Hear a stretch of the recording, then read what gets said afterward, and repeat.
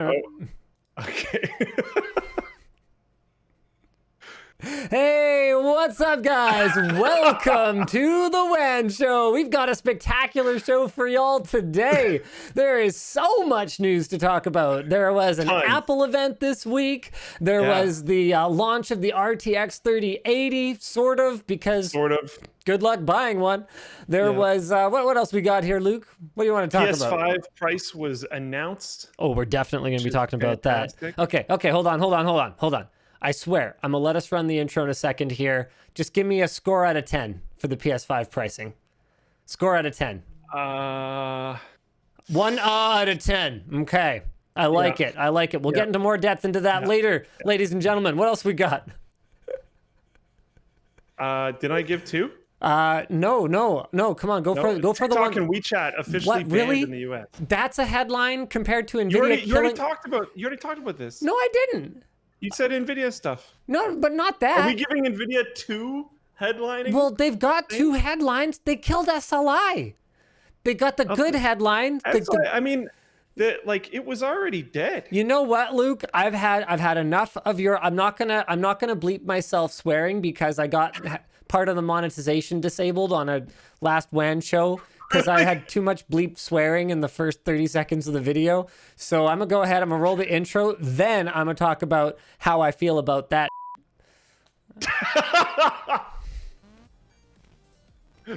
All right.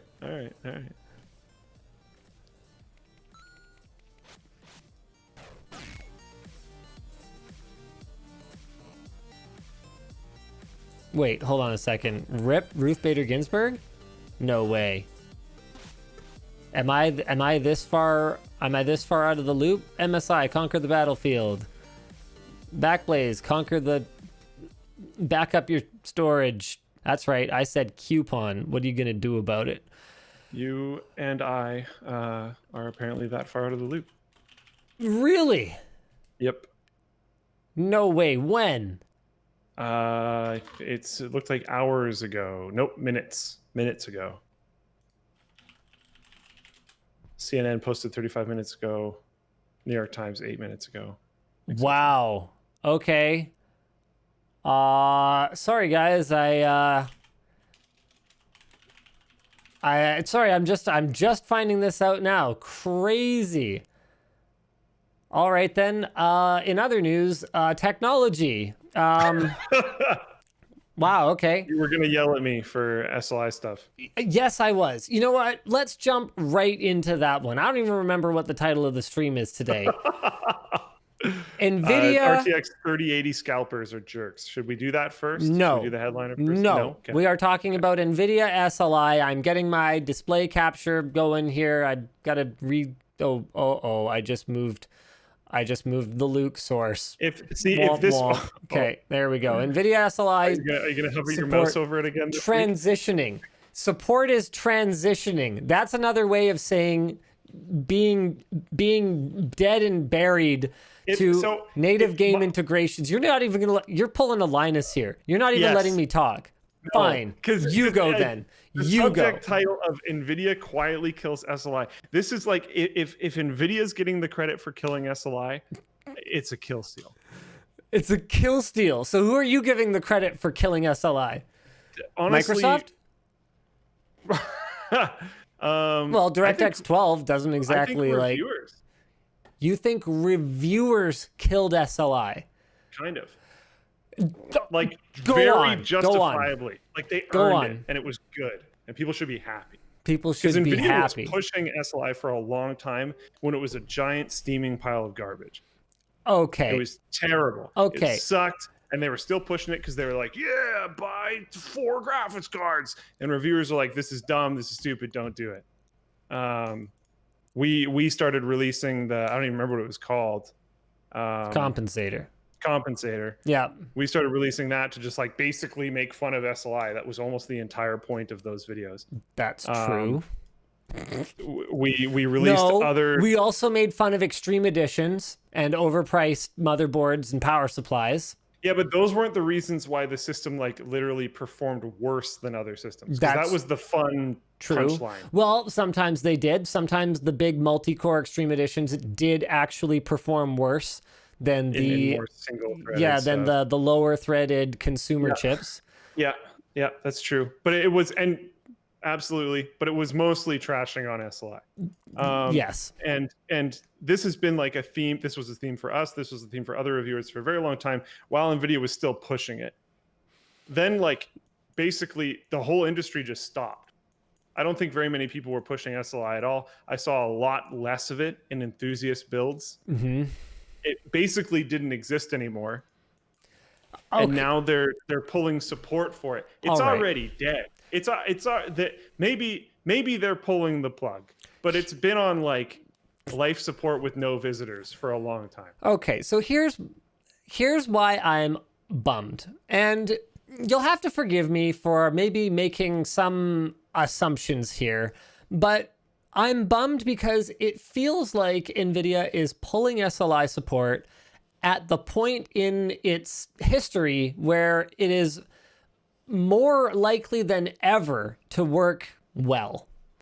Okay, over the last couple of generations, over the last few generations, actually, NVIDIA has taken the SLI interface.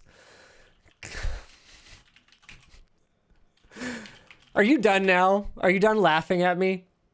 All right. No, I'm not laughing at it. It's a funny comment because it's true. So NVIDIA has taken the SLI interface, which used to be, let's see, high bandwidth was 650 megahertz. The older one ran at a slower 400 megahertz. How much actual bandwidth was this? Standard bridge, support SLI, maximum theoretical. Here we go. So at 400 megahertz, it could do 2 gigabytes per second in dual channel. That's not very fast. By contrast, the latest iteration of NVLink. So if we were to actually say, okay, look, what we really need for SLI to work better is a much higher bandwidth interface between the GPUs so they can share, frame buffer information or whatever the case may be. Well, we were already there. Dang it. NVLink 3.0 is 50 gigabit per second. It's like over the last few generations, they've taken that 2 gigabyte per second. They've gone to 2.5, 3 point something, and 6 point something. Like, come on. They've actually got it to the point where like Quadros can share memory. They can actually pool memory and work on like compute workloads together on a workstation. I know it's not the same thing, Luke. I'm just saying it seems like if they'd actually been dedicated to it, instead of building the world's premier AI computing company, that I think they could have solved it. That's all I'm saying. That's it. Yeah, I agree. A lot of the productivity style things don't need like SLI to use both graphics cards. No, but NVLink allows them to share their memory. It allows them to pool their memory so you can work on much larger workloads. So where's that for my games? I just want that for my games. I want to play 12K flight simulator. So from the blog post, should we at least run through what this means? Sure. Because if you have an SLI system, this doesn't necessarily mean that immediately you're going to lose any performance benefit you would have gotten. So, well, look, some games had a performance benefit. Man, you're such a jerk. For someone who has SLI graphics cards, you sure are hating on people with SLI graphics cards and awful hard here. I didn't even ask for them. And technically right now I don't. Because you told Emma she could have one of mine, and now it's in her system. Did I really? Oh, I did do that, didn't I? Yeah. I'm awesome. I'm hilarious. Okay, all right. So back to the blog post. With the emergence of low-level graphics APIs such as DirectX 12 and Vulkan, game developers are able to implement SLI support natively within the game itself instead of relying upon an SLI driver profile, which is just another way of saying that it's a 1% of 1% of users, and game developers would basically be idiots to spend actual dev cycles on implementing this unless the intent of their game is for it to be used as a benchmark. If you're working on something like a Crisis Remastered or whatever. So hence, NVIDIA will no longer be adding new SLI driver profiles on RTX 20 series and earlier GPUs starting on January 1st, 2021. Instead, we will focus efforts on supporting developers to implement SLI natively inside the game. So that's clearly not happening at all. Yeah. Then there's oh man. So for GeForce RTX 3090, remember, RTX 3090 is still SLI ready. They just shipped. Like days before this blog post went up, the first reviewers would have been hands-on with RTX 3090. They just shipped an SLI capable GPU. And they're saying, so for that, SLI will only be supported when implemented natively within the game. So that's fine because there's a big long list of game titles that you can enjoy here in the blog post. Such hits as Zombie Army 4 Dead War, Strange Brigade. Okay, most of these are somewhat recognizable. So we got Shadow of the Tomb Raider, Civ 6, Sniper Elite 4, like Civ 6, like, okay, sure. Gears of War 4, Ashes of Singularity Escalation. Lots of people played that game. It was a big esports title. Rise of the Tomb Raider, Hitman, Deus Ex Mankind Divided, Halo Wars 2, Battlefield 1. And then Vulkan games that support it are Red Dead Redemption 2. Okay, that's like, I would say that qualifies as like a AAA title. Pretty legit. Then we've got Quake 2 RTX, Ashes of Singularity, Strange Brigade, Zombie Army 4, Dead War. So we have Red Dead Redemption 2, Benchmark. Other more different Benchmark. Yeah. Yeah. And Deus Ex. Yeah. Oh, well, okay. I have been preaching for a long time that you are far better off just, getting one better GPU than two slower ones. And ever since, NVIDIA's been trying to price it that way anyways. So yep, ever since like NVIDIA and gaming media and consumers in general woke up to the importance of frame times compared to frame rates. Yeah. And we figured out how to actually quantify the micro stuttering that mostly people just felt beforehand. There's been a big shift away from dual or especially triple or quadruple GPU solutions because that added latency, like micro stuttery latency, really hurt the gaming experience, even if your system was actually, feeding a lot of frames. They weren't being delivered smoothly, and it wasn't really a fantastic experience.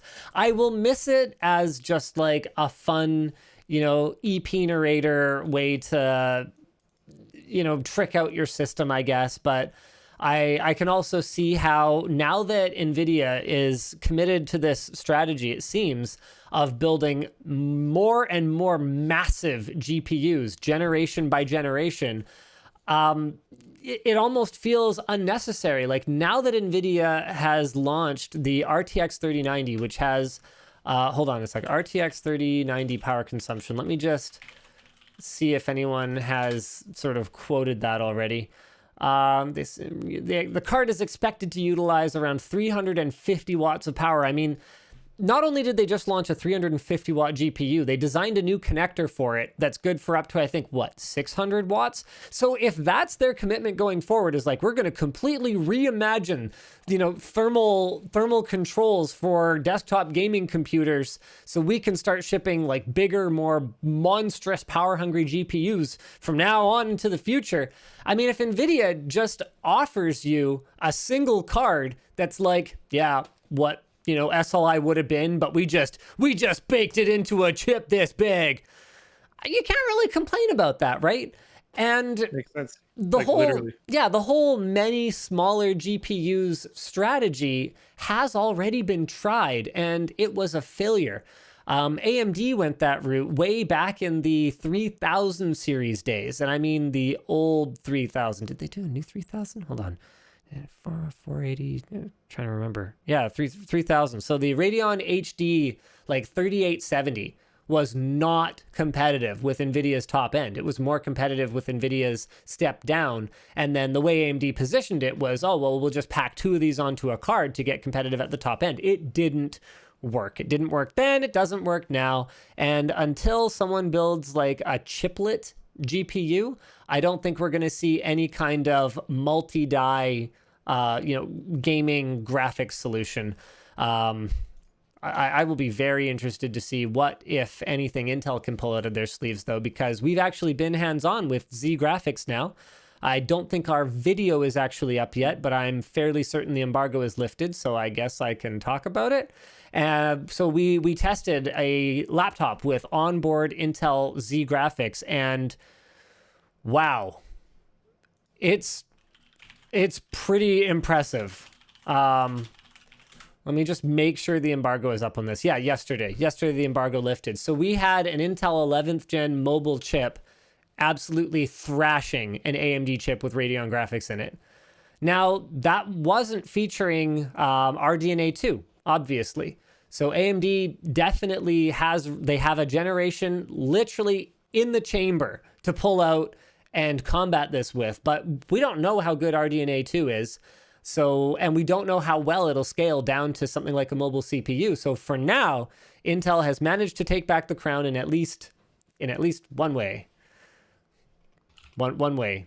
Definitely at least one way. And you know what I say to that? Good for you. Hooray. Hooray indeed. So Scalpers? Fine. I wanted to talk about SLI some more. I'm going to miss it. It was so cool. No, that's fine. No, I'm done. I'm over it. Just like NVIDIA is. Just like, thanks for that. Consumers troll RTX 3080 scalpers. So let's talk about the situation here. I mean, Luke and I saw this coming. Luke, did we talk about this on WAN Show last week?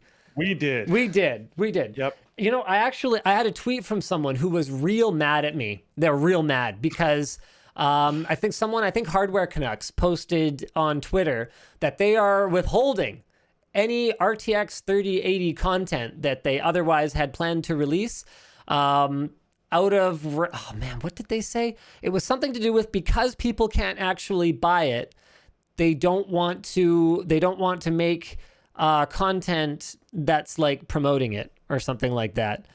Gonna modify the schedule a bit. Posting build/more RTX 3080 content right now just doesn't feel right. Promoting an item that's being scalped so heavily would just feed the situation even more. It's our true hope that NVIDIA GeForce puts solutions in place for the next launches. So I get it. Yeah, I get it. But also, like, the only reason this doesn't happen every generation is because some generations just aren't exciting.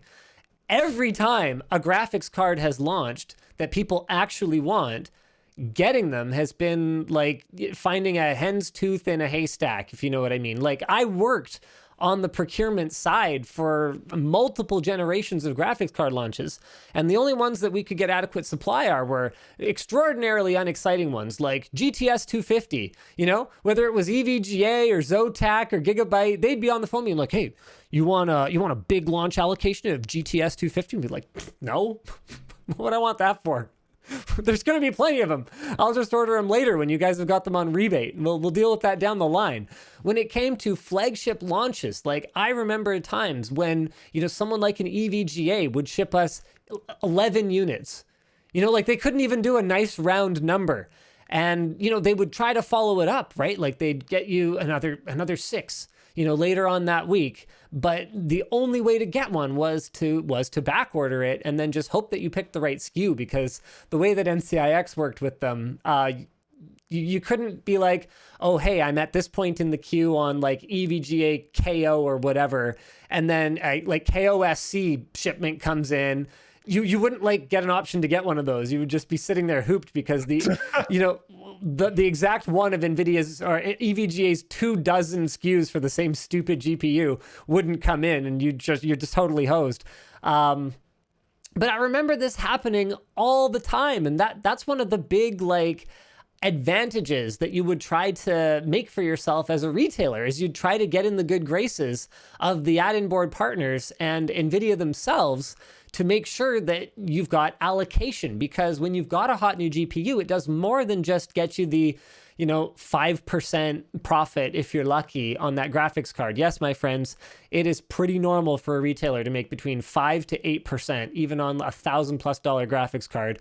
But it's about more than that, because someone buying that graphics card, well, you're by having it when nobody else has it, you're creating a customer experience. You're giving yourself an opportunity to build a relationship with that customer. So maybe they'll come back. And also there's the like system builder factor. A lot of people don't upgrade their old system. They just build a whole new system. So when they see that new graphics card launch, they go, oh, hey, time to upgrade. So by having the graphics card in stock, you're not making a $1,000 sale. You're making a $3,000 sale as they build a whole new top of the line system. So we would work really hard to try and get allocation of these cards. Meanwhile, board partners are working real hard with NVIDIA to try and get allocation of the GPUs, and I assure you that NVIDIA is working real hard trying to produce as many of these GPUs as they can. You think NVIDIA wants to ship fewer graphics cards than they absolutely have to? No. Has NVIDIA ever given you any indication that they don't like making money? No. Definitely no. It just is what it is. Unless you're Apple and you literally run like multiple factories around the clock for 2 months leading up to a launch, it is normal for a really hot item to be in short supply. That's just the way it is. So anyway, I had someone real mad at me about the Can It Run Crisis 3080 video that went up the day after the review in light of Hardware Canucks' much more moral stance on the situation. And my take is like, what, you can't watch that video in 2 weeks or 4 weeks or 6 weeks from now and like enjoy it then when you can buy a graphics card? Or like, I don't know. I just don't get it. What difference does it make? And like, if you can't be disciplined enough to not spend, you know, $1,500 on a graphics card, like twice what it's worth on eBay, that's on you. That's not on me. Like, I don't know what to tell you. Like, I don't have a personal 3080 yet. So it's okay. We can wait a little bit. I think something that I saw, which I don't know if I'm going to be able to find it, but I saw some memes about it, was Gamers Nexus's stance on this stuff, which is just like, I think they said something along the lines of like, it's not food and water, like you'll be fine. Yeah, the irony is that as far as I can tell, Steve from Gamers Nexus plays fewer games than I do. No, well, okay. If you're looking just at like the name of the channel, sure. But like I think the sentiment there is good. Like what you have right now is probably fine. If it was fine a week ago, yes, it's fine now. Yes. Like, just relax. It'll come back in stock at some point. You'll be able to get your card at some point and you'll be fine. These are optional items. These are optional, not like the PlayStation 5, which, as we all know, is just as essential as shelter, clean water, you know, access to medical care. Let's just talk through what's going on with the 3080 for those who are not familiar. So pretty much any listing that shows the card in stock is being instantaneously sold out. And while bot protection is in place for most, if not all, of the online stores, several scalpers have been shown to have bought dozens of cards within seconds of orders going live, so that appears to be a big part of the problem. So one of the most common bots seems to have been provided by Bounce Alerts, who confirmed with PC Magazine that they did indeed provide a bot to help members purchase the RTX 3080 units on launch day. So they said the bot works as an automated script to run basically from the product page to payment information and checkout, monitoring when the product gets back in stock and immediately checking out. NVIDIA's website actually crashed during the early phase of the sale, meaning the bots had to be restarted manually, allowing at least some legitimate buyers to get their orders in. Now, NVIDIA claims that they're doing everything humanly possible to review RTX 3080 orders to verify that they're human, but like realistically, there's only so much that I think they can do. I mean, all it takes is a slightly more sophisticated bot to try to act a little bit more human, put a different name on it here and there, that sort of thing. So many shoppers have been left out in the cold while eBay auctions have sprung up at astronomical prices. Now, the community seems to not be taking this in stride because these graphics cards are in fact essential to their way of life. And someone has created a bot that has been automatically scraping eBay for RTX 3080 listings and placing ridiculous bids on the cards with no intention of paying them, so that basically the auction will run out, and that scalper is just going to be stuck with a card and a buyer that has no intent to pay. Now, to be clear, we're not condoning any of this behavior. I'm not condoning scalpers, and I'm not condoning fraud, because that's what it is. But we're just going to talk about it on the WAN show. And we've actually had some bad experience with this. I don't know. You probably remember that stupid video with the blue iPhone thing. I do actually. And we got screwed on that, and we were just trying to help. We were literally trying to donate money to testicular cancer research. Yep. And we got screwed over. Someone did this to our eBay listing of that phone. Not just one, because we made our way down the list, and basically every one of the bidders had no intention of paying, and it's just like, okay. Yeah. So I guess... I don't even remember how that got resolved. I think we flipped it on Craigslist and donated the money just quietly, and decided not to do anything like that for a long time. Was pretty much it. Like, way to go. You ruined it for everyone. You idiots. Yeah. So it's been used in whatever you want, however you want to think about this, the way it's being used for 3080. It's been used in very not good ways as well. Yep. So other users are taking a different approach, making misleading listings for RTX 3080 cards, removing them from sale before the auction actually ends. So there's a 3080 printed / paper edition, whatever that is. There's one posted by Gaben's son, which is just like a drawing of it. I kind of am not 100% sure how this is relevant. But hey, there it is for $100,000. So I guess they're just trying to create so much disorder in the market that it's making it really difficult to actually flip them. Some folks have taken to review bombing the RTX 3080 on eBay to make other people think that it's a scam.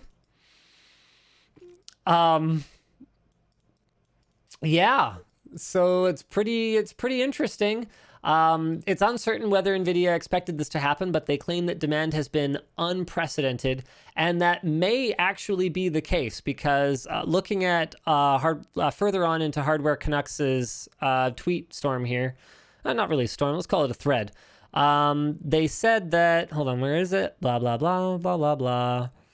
I don't know. They had another tweet. I saw it somewhere. Maybe it was a reply to someone. But basically, they called around some retailers, and they said that allocation was actually better than some previous launches. It's just a really, really hot card. I am not surprised at all. Like, that's the thing. That's the thing that's really funny to me. I've seen this so many times. So many times, and I just don't get it.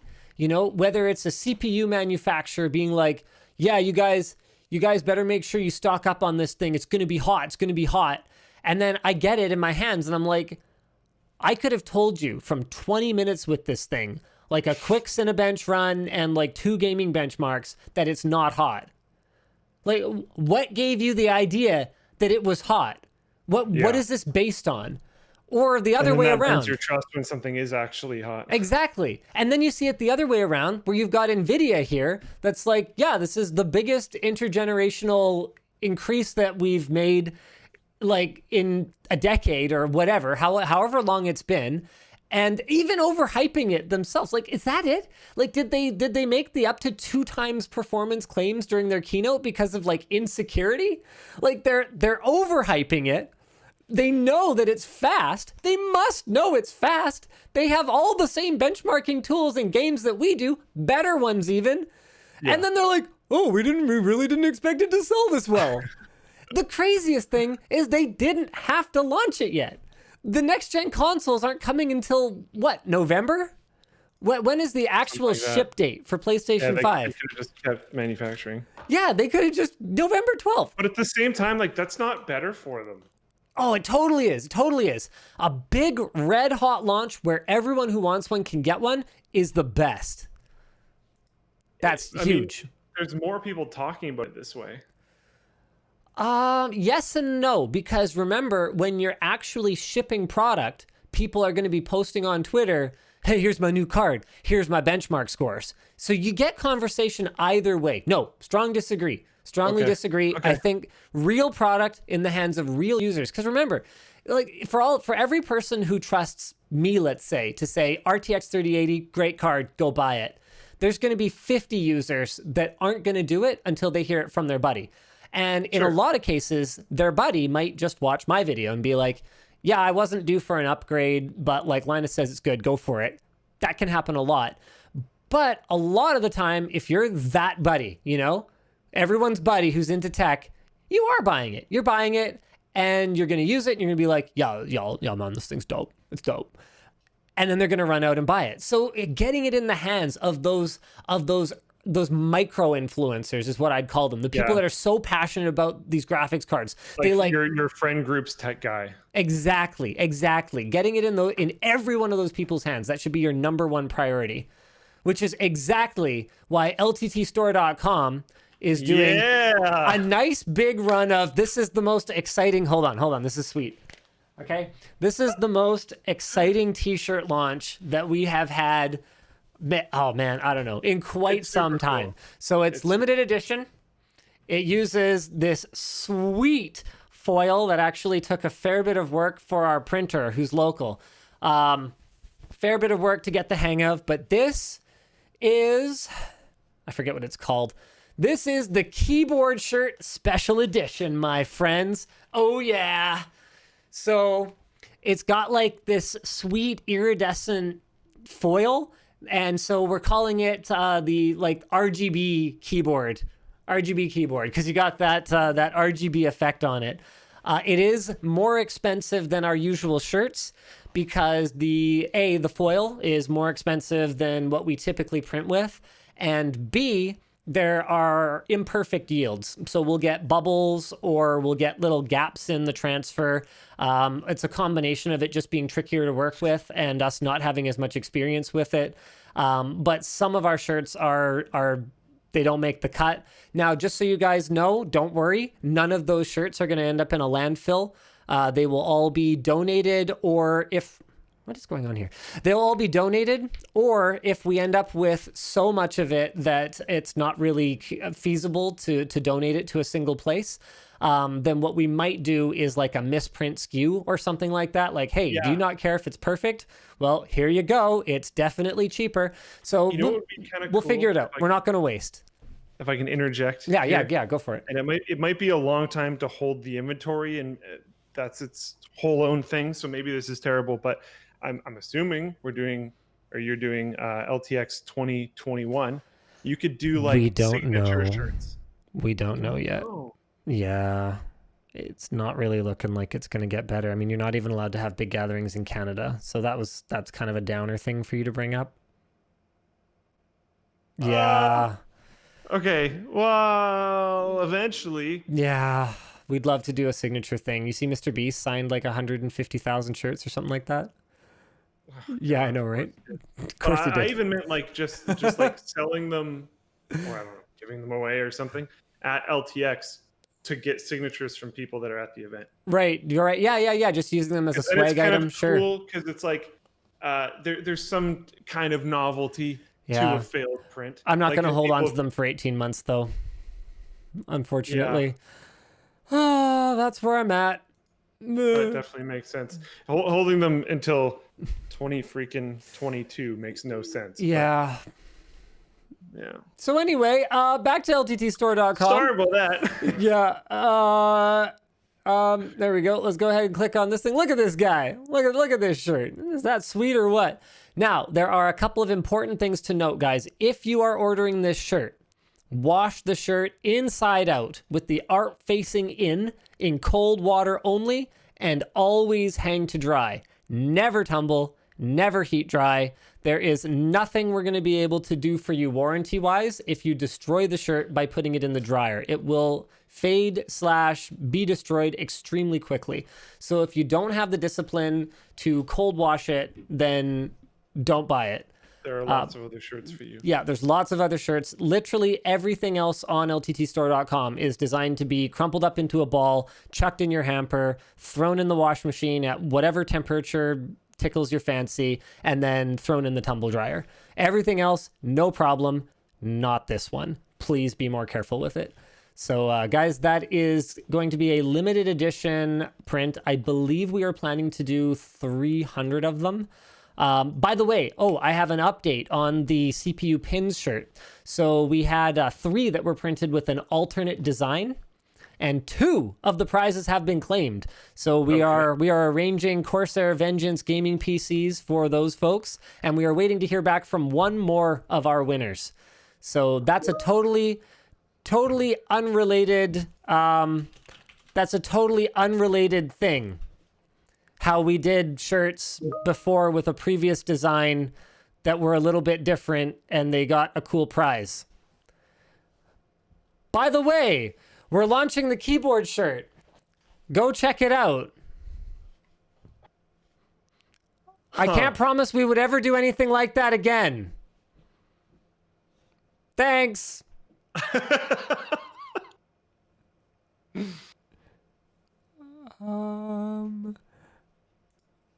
All right.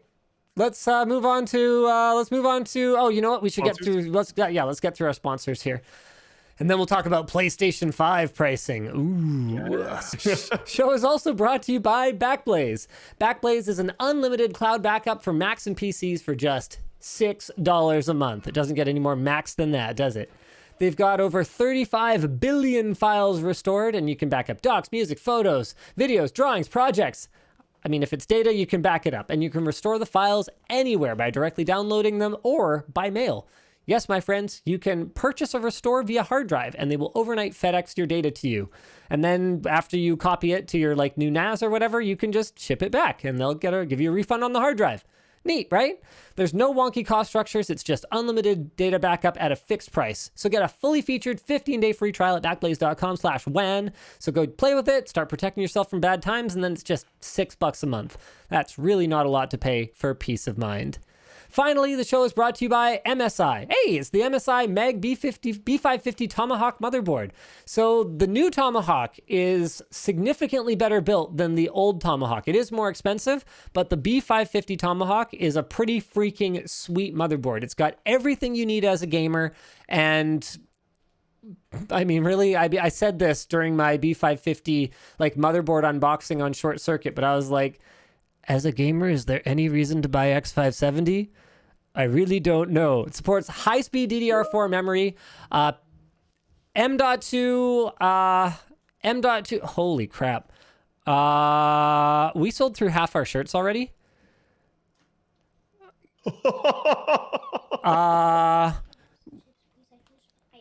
Yeah, share with your sister. Oh crap, hold on. I might have to do some business things. Oh crap, we might have to, we might have to actually print more, but we had a plan to hand QC all of them, and the person who's going to do that, I don't know if they're going to have time to do more. I got to send a quick message to Nick. Are we going to have time to QC more? Can we print more? Okay. Hold on a second. So the MSI Mag B550 Tomahawk, it's got PCIe Gen 4 M.2 and a 16X slot for your new RTX 3000 graphics, onboard 2.5 gig LAN, which is really a great compromise between cost and performance, between gigabit and 10 gig, and premium thermal solution. Check it out, link in the video description. Wow. That's crazy. We need to, I don't know. You know what? It doesn't matter. Let's just, I'll keep you guys updated. I'm sure Nick's going to be replying to me. Okay. Apple's fall event. Hey, did you see anything exciting at the Apple fall event, Luke? No. Well, there's a new iPad. There's a new iPad Air that, as far as I can tell, makes the iPad Pro basically irrelevant, because it's got the A14 chipset. It's 5 nanometer. So it's high performance. It's got a Retina display, up to 500 nits, so you should get actually a pretty compelling HDR experience from it. USB Type-C, sweet. Same camera as the iPad Pro. Stereo speakers and landscape. Hey, look, USB-C is a good feature. Just because Apple's a little late to the party doesn't mean that we shouldn't applaud them for it. Wi-Fi 6, Apple Pencil support, and it's $599 for the 64 gig model. That's right, my friends. A tablet in the year 2020 that still has only 64 gigs of storage. Thank you, Apple. $600. To Apple's credit, can I take a moment to appreciate something about Apple here? Sure. This is a mid-tier device, okay, that ships with a flagship processor. Meanwhile, in Android land, everyone's trying to talk consumers into mid-tier processors. Can I put Wayden has to? Yeah, off you go. I told him to share with you. Meanwhile, in Android land, you've got like manufacturers trying to pitch mid-tier processors in premium devices. And then Apple's all like, yeah, look, it doesn't have a ton of storage, but realistically, what do you need a bunch of storage in an iPad for? Like, Cloud. and that's a fair point because you shouldn't be taking pictures and videos on your iPad unless you're a jackass. So, hey, you've got performance that is going to be good enough for probably the 5 years that Apple is likely to support this bloody device. There is something to be said for that approach. Is Apple making great margin on these devices? Absolutely. Absolutely. But what do you think? What do you think? So almost no one even makes really tablets anymore, and almost no one is really focusing on tablets anymore. What do you think? Like how? I guess what is not the right way to start that question. How do you think tablets fit in with a market that, in a lot of ways, at least is showing interest in pushing quite heavily into not just massive phones, but massive phones that have multiple screens? You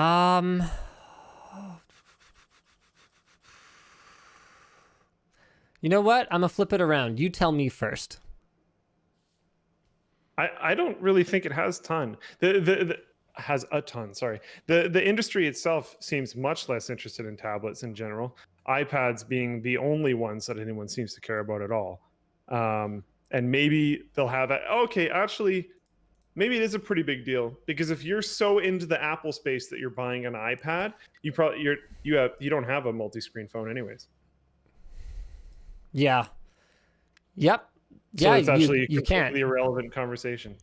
But that said, I don't think you have to be completely into the Apple ecosystem at all to have an iPad.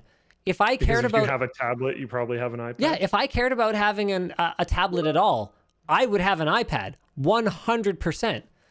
Like there's no way. I want to straw poll the audience here. Sure. Because, I mean, even, what was Samsung's latest Galaxy Tab 6 something, whatever it is, looks great. But the problem with Android tablets isn't the hardware. There's great hardware out there. I mean, Samsung's been making beautiful Android tablets for years and years and years. The problem is the software. They don't get a ton of updates on the OS side. And the apps, because Google doesn't push hard enough for app developers to make proper tablet versions of their apps, they just aren't very good. They don't make proper use of all the extra space at best. And in some cases, all they do is just like stretch it. Like it's just not a better experience. Whereas on an iPad, I mean, I haven't owned one for daily driver use in a while, but I do always remember just the app experience being thoughtful. It's really designed to be used on iPad. One thing I do wonder is as we see bigger and bigger Android phones, particularly with foldable devices, is if that situation will change. I mean, the Galaxy Fold Z2 is equivalent almost to like a 7-inch tablet. You are getting dangerously close to, your app is really not going to display properly on this thing if you don't make some changes to it. And those changes would likely translate very well to a tablet. The problem is that from my experience, the Galaxy Fold Z2 has not been the Fold series has not been particularly well supported. Even YouTube still, as of a few weeks ago anyway, didn't have support for stories on it, which is the reason I can't daily drive it, because I need to both check our stories and I need to be able to upload new ones, and I don't feel like carrying around a secondary phone for that. I'm not sure if that's been fixed on the Fold Z2 because Samsung still hasn't gotten me one, but I guess I'll figure it out eventually. Yay!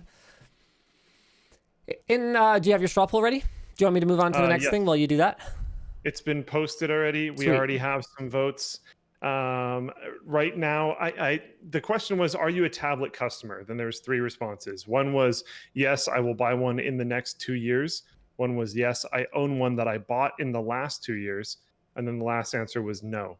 And it seems like the majority of the audience said no, but not by a massive amount. So 49% of people said one of the yeses. For being a tablet customer. Yeah. Here, can I get the link to that so I can show it on stream? Yes, give me one moment. Sweet. Like, are you a tablet customer? Me? No. Definitely. I've literally never bought a tablet. Why not? Why would I? I don't know. It's like... Because your eyesight sucks? And your phone is small? in my...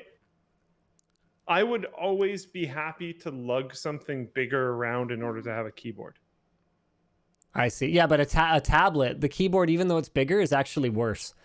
I type like an order, well, not an order of magnitude, but like twice as fast. Twice as fast on a phone as I do on a tablet, for sure. Especially with like a well-trained autocorrect. That's why I don't want a tablet. Yeah, that's fair. That's fair. I get it. Because like, and I agree with that exact statement. If I'm just firing off quick and messy messages, I'd rather do it on a phone. Because I'm going to go really quick, and like people are probably going to be able to understand my typos and my weird autocorrects and whatever. It doesn't matter. And I can just fire through stuff really quick. If I'm trying to do like messaging style productivity when I'm not at my desktop or my laptop isn't fully set up, my phone is always going to be way better. So what am I going to do on a tablet? For me, it would be like watch something. Netflix. Yeah. And then the priority level of that is like really low. Yeah. Because who cares? Like I can do that on whatever. Like I'll find a way. Maybe I can find a bigger screen, or I can't and it's still on my phone. Cool. Who cares? Like it's... Hey! I'm not going to buy a expensive device for that. I've been meaning to ask you. You own a TV now for the first time in like years. Has that changed your habits at all? Do you actually watch TV? Like on the TV? No. I kind of didn't think it would. No. So you blew like $2,000 on a TV you don't watch. Emma loves it. Okay, happy wife, happy life. There are some investment one makes not for themselves.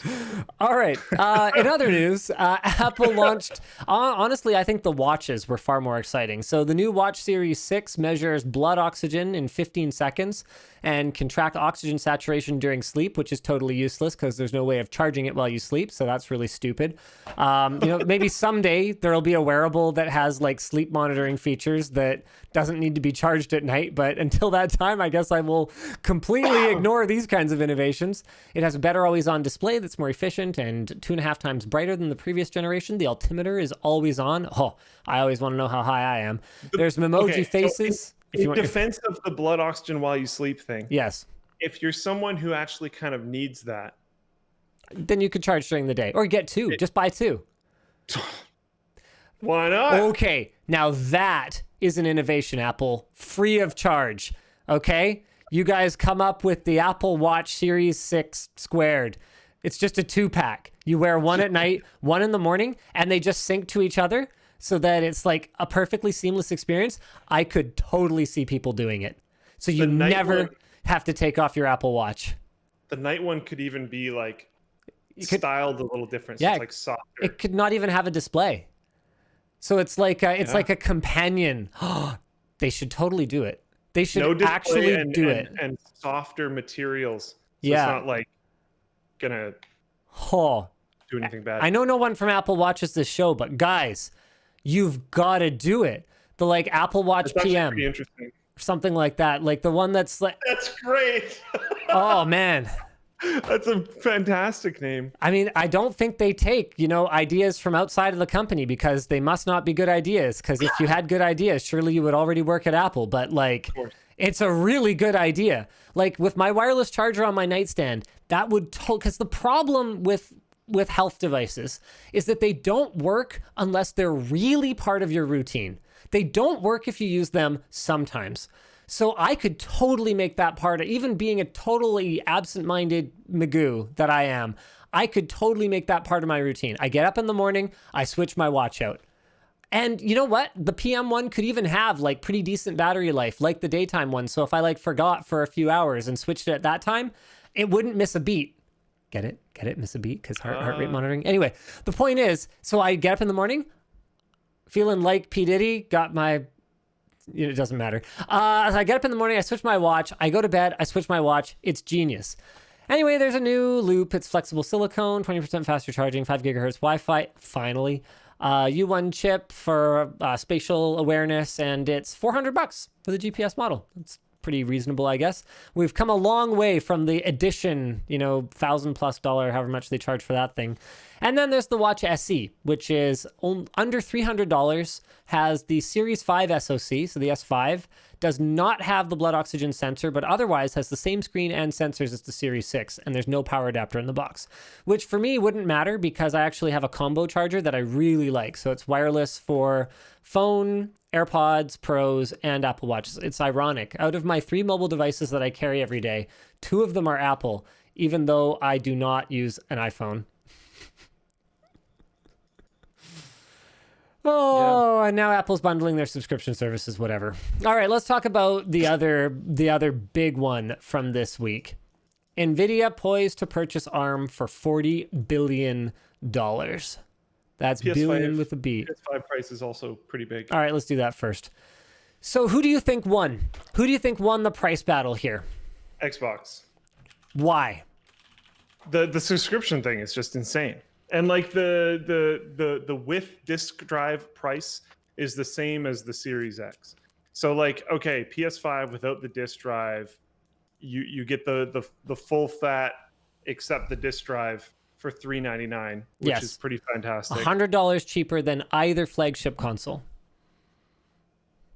Yes, I strongly disagree. You think PS5 wins? I think PS5 won. I think the all-digital PS5, so here's the thing, because remember, it's not like Sony doesn't have a game subscription service too. Microsoft's pricing, outstanding, but they don't have exclusive games, even temporarily exclusive. They don't have exclusive games that would entice me to go buy it. You just said the price war. You didn't I say did. the war. Well, you're the one who brought up the subscriptions. I didn't bring up the subscriptions. From a hardware standpoint, I think it is indisputable that Sony, what? You're making that face. I don't like that face. That's a rude face, and I won't see it. I won't have it. I won't have it. I won't have it. I'm getting rid of you. I'm getting rid of you. Hold on. Where's your... No, you're gone. You're done. You're out. You get one of the consoles. No, you're done. Your subscription. No, you keep pushing. You keep pushing. I'm going to mute you too. Who's got the OBS now, bitch? All right, you're back. You're back. You're back. PlayStation's live subscription. What is that? Okay. Hold on a second. I'm trying to remember. Okay. Like Fine. if you want to play an online game, you have to have what's it called on PlayStation? Yeah, so PlayStation Plus collection was announced. So PS5 owners with PS5 Plus will be able to download and play a curated library of PS4 games that defined the generation, like Batman Arkham Knight, Bloodborne, Fallout 4, God of War, Monster Hunter World, Persona 5, and many more. So they've got great content out of the gate, whereas Microsoft, as you pointed out, is essentially giving away a free console with your subscription to the maybe a slightly more mediocre content. But where I think Sony got it right is actually very closely in line with what I said was so great about Apple's approach with the new iPad Air. What you're getting with the PlayStation 5 digital edition, so the one that does not have the disc drive, is for $400, for less than the price of a Series X or a full-fat PS5. You are getting next-generation performance. In terms of the actual performance bang for the buck, if we're to take Microsoft's word for the teraflops of the Series S versus the Series X, you are getting the best bang for the buck out of the next-generation consoles, bar none, making it the most future-proof purchase out of the lot of them. That is my argument. So I think one thing here is are you going only single player game? Because now we're including the games. Well, if you played competitive games and you actually cared about performing well, you'd have a PC with a 120 hertz display. Okay. I was just being rude. For me, I would say that I would be more likely to sit in my couch and play a single player game with a controller. I would be less likely to play anything competitive. I know. So like the reason why I think Xbox One is specifically not for you because again, when I'm looking at this and I'm thinking Xbox One, I'm thinking households where the kids are trying to convince the parents, or one of the parents is trying to convince the other parent. Like you're trying to pitch it to someone. Sure. And if you go like, oh, it's $30 a month, that's quite digestible, versus $400 for a long time there. The like, oh, a household or individual with no kids can save up roughly this much money on splurge purchases thing. That was roughed in at $300, $299. Yeah. For a long time. That was a big discussion we had around, I believe, the last console launch. You're right. They've cranked that up by $100. The average income of most people has not increased like at all. Yeah. So like it is less digestible at $399 than they were when they were at $299. It just is. Even if the $399 price is very competitive against what Xbox has as their hard prices, I don't think what Xbox is really pushing forward is their hard prices. And if you're buying one of these, I think in most cases, it is probably your singular gaming machine. I'm assuming. I don't know this, but like when I was growing up, we usually either had like really nicely spec'd computers and we were kind of a little out of date on the console side of things, or we were up to date on the console side of things and we were a little out of date on the computer side of things. Most families cannot afford to like have the whole stable of, current gen consoles and a nice gaming PC. That's not reasonable. And like my dad was pretty good at like, that's not the right phrasing. My dad pushed forward consoles a fair amount, which makes sense. Family setting, we all sit on the couch, we play games together. It was really cool. And then a lot of like my personal money went into my computer. So, but that was a big focus for me, etc. I think most households are going to have kind of one. And if you're buying like a brand new console, it's probably going to be one. So it's $400, which is really hard to digest. And if that's your singular thing and you want to play games online with your friends, you are getting what's looking like $12 a month subscription for PS Plus. And I don't think that comes with games, because I think you need PlayStation Now for games. I don't know. I don't know PlayStation add-ons. Well, PS Plus comes with some PS4 games. Okay.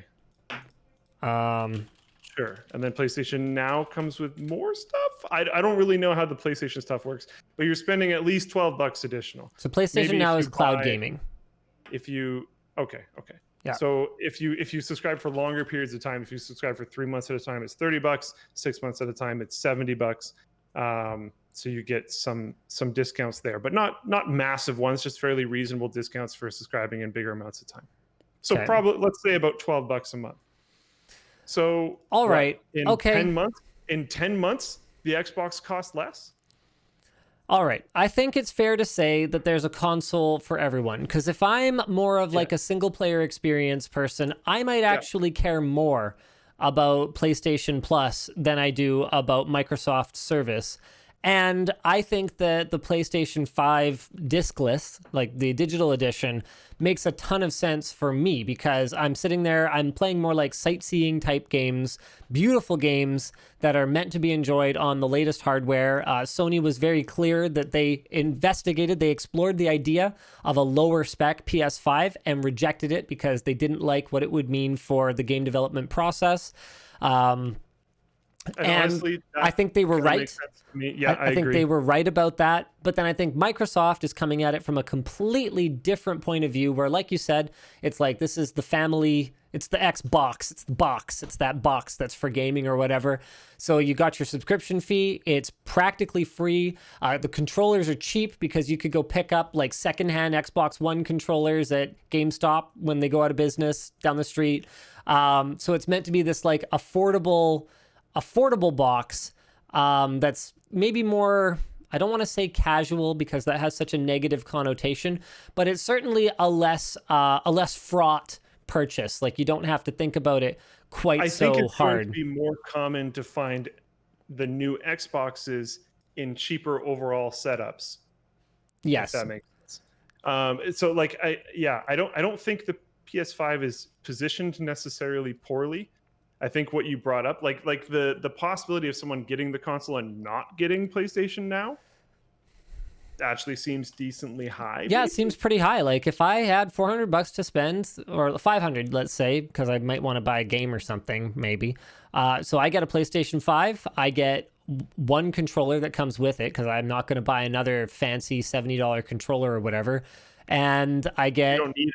and one game that I like really want to play. I buy. Oh man, what are the launch titles again? There's really not much even on the PlayStation side. Oh man, is Hogwarts Legacy even launching with the game or with the console? I don't know. I don't know. Demon Souls maybe. Launch titles in the dock. They have some goods. PlayStation has been fantastic on the single player game side of things. So Yeah. I legitimately see the use case of buying the digital ones, so you save $100. Yeah. Getting some single player games over the life cycle of the console. Yeah. Enjoying it a lot, and just seeing it off with that, not really worrying about PlayStation Now, not really worrying about PlayStation Plus. If you're on the Xbox side of things, I really see getting the subscription model console, Yeah. getting in on those multiplayer games with your friends. So focusing on that Microsoft, because they don't have as many exclusives and stuff. Microsoft is going hard on the whole, just like commoditizing it, turning it into Yes. a box.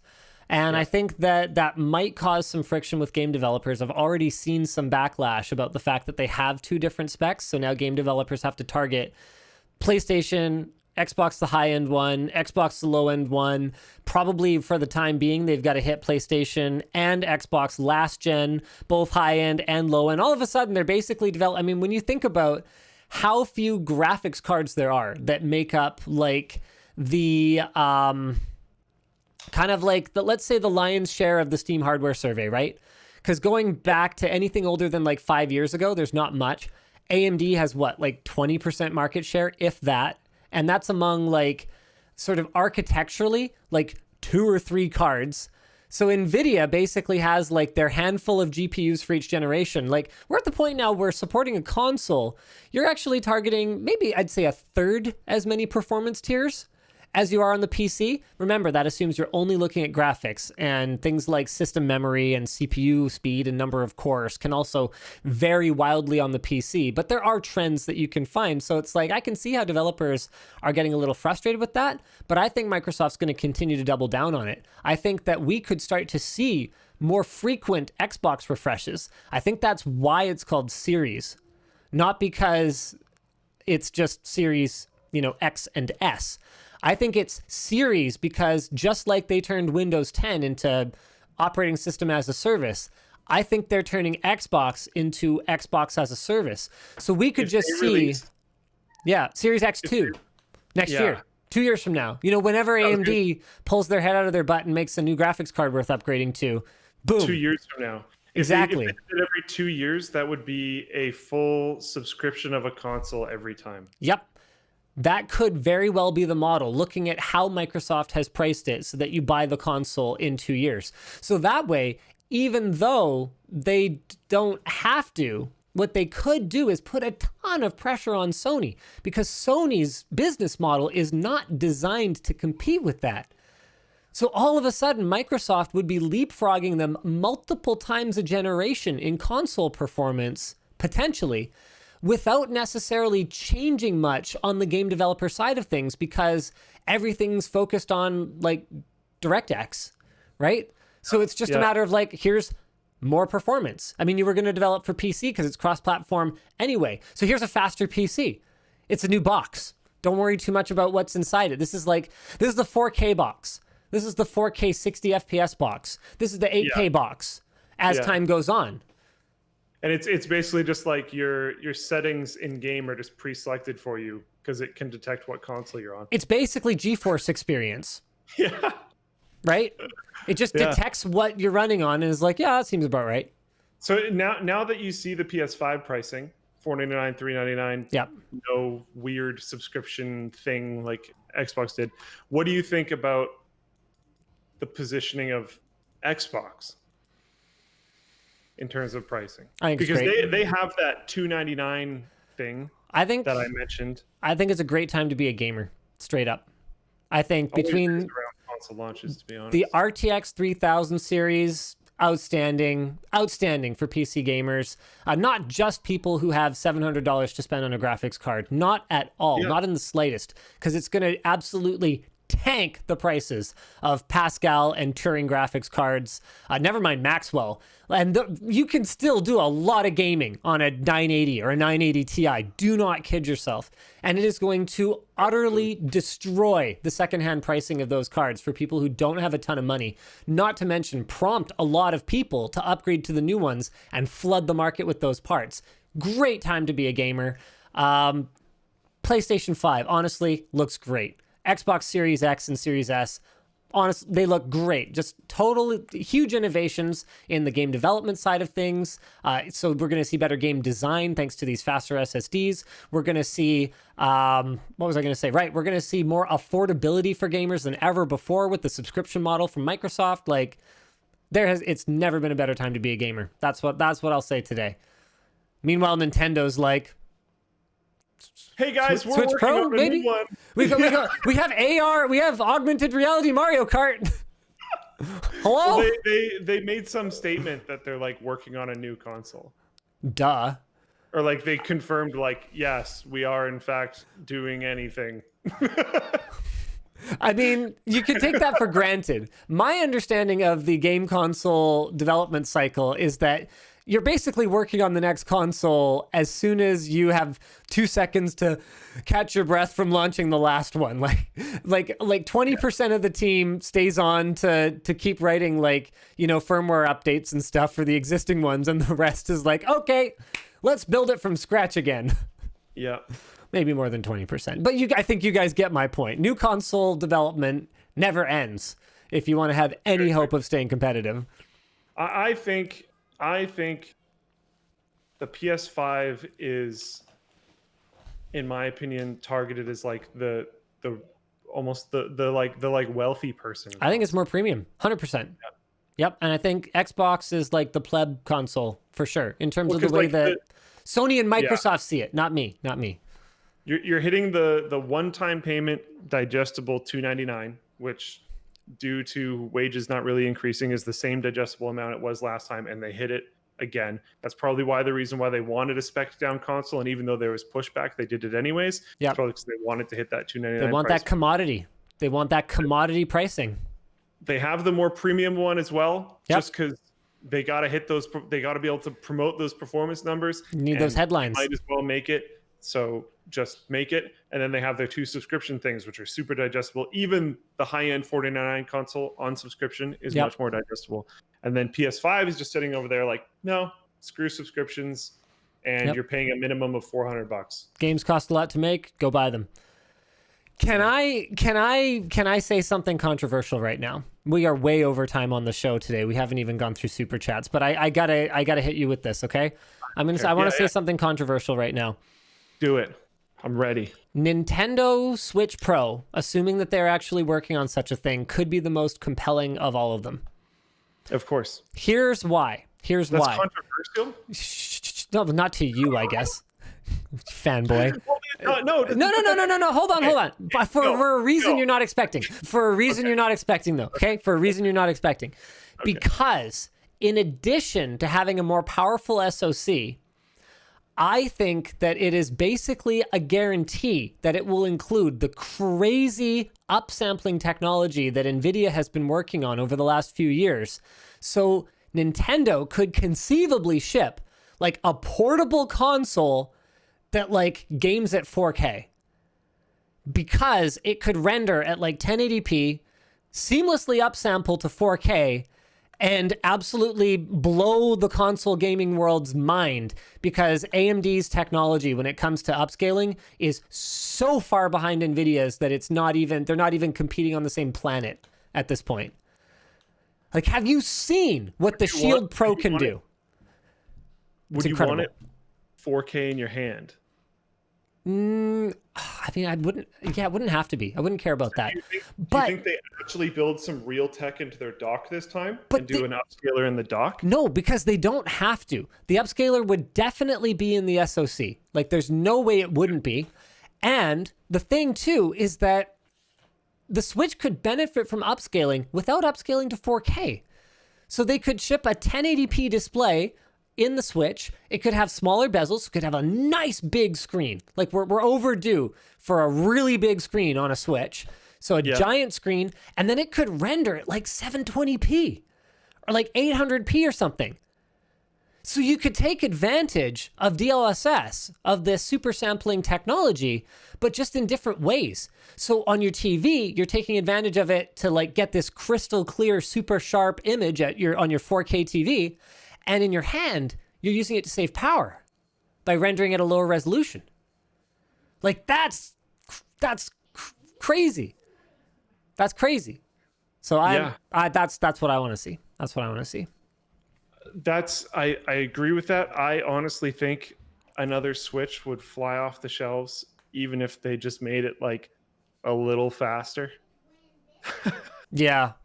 And like maybe a little bit better battery life. Bluetooth headphones, maybe. The screen had a little bit better coverage. Like it has Bluetooth. Headphones would make dude, it having Bluetooth and not supporting Bluetooth headphones.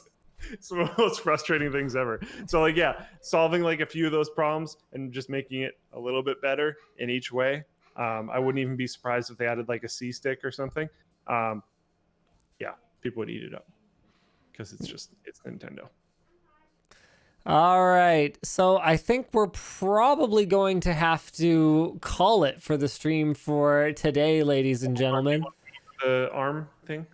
Oh, yeah, shoot. Okay, we'll do that very quickly. TikTok and WeChat officially banned in the US as of September 20th, so that's the thing. And NVIDIA wants to purchase ARM to basically become a fully integrated AI company. So they would have CPU, network, and GPU, basically making themselves a one-stop shop for the data center. Don't worry, this won't affect, perpetual license ARM licensees like Apple. So that'll be fine, but it's going to be real interesting to see Apple like beholden to NVIDIA in any way, because those two get along so well. One last thing I have to talk about real quick here is LTTstore.com is hiring. It's going real successful, ladies and gentlemen. By the way, thank you for your support. We're going to have a video coming up pretty soon called How Does LMG Make Money V2.0. So the last time we did that was 4 years ago, and things have changed a lot. Some things have stayed the same a lot. Other things have changed a lot. You guys are going to want to check that out. But a big part of our growth has been the super fans, the ones that subscribe on Floatplane, the ones that buy stuff through our affiliate links in the video descriptions, the ones that buy merch. You guys are absolutely enormous. In terms of the amount, like the percentage of revenue that you guys contribute. People who subscribe to YouTube Premium, for example, huge difference. So you guys have been enormous difference makers for us over the last 4 years compared to how our model used to work before. And thank you very, very much, because I think you guys probably sort of realize how much of a difference that you make, not just to us, but to any other creators that you follow and that you support directly. But you might not realize how much. Pretty huge. It's massive. So anyway, we're hiring 6 positions. Graphic design, fashion design, pattern making. We want to like triple down on custom garments, product management, customer support, and web dev. Is that 6? 1, 2, 3, 4, 5, 6. Yep. And web dev. So we're looking for React.js experience. So you guys can find those on linusmediagroup.com now for 5 of them, and the dev position will be listed within a few days. So go check it out. The web dev position is mostly it's like JavaScript and a lot of like web front end stuff. Okay. One additional thing I'm going to throw in here is that I don't know exactly how we're going to do this, and to call it hiring, you'd need some pretty serious air quotes because you're not getting paid. But the LTT forum probably needs some developer help. Colonel Mortis could use some reinforcements. I'm not sure how we're necessarily going to do this yet. Yeah, how would we vet people?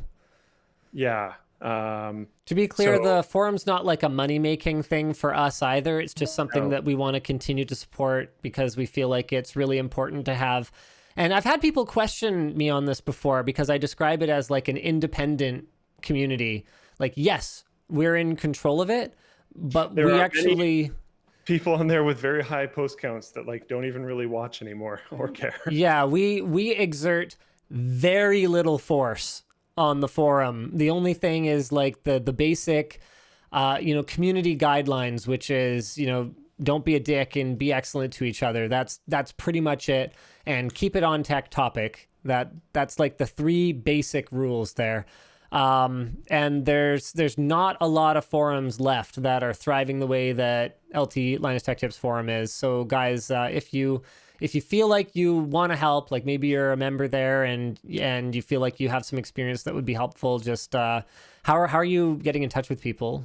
Should they contact? Again, we don't necessarily know yet. I'm Okay. just putting the feelers out there so people know. Okay. The type of stuff they're looking for is front end designer and developer, should ideally be kind of one person, and some like sysadmin back end developer stuff. Basically, Colonel Mortis has been doing essentially all of this on his own for a very long time.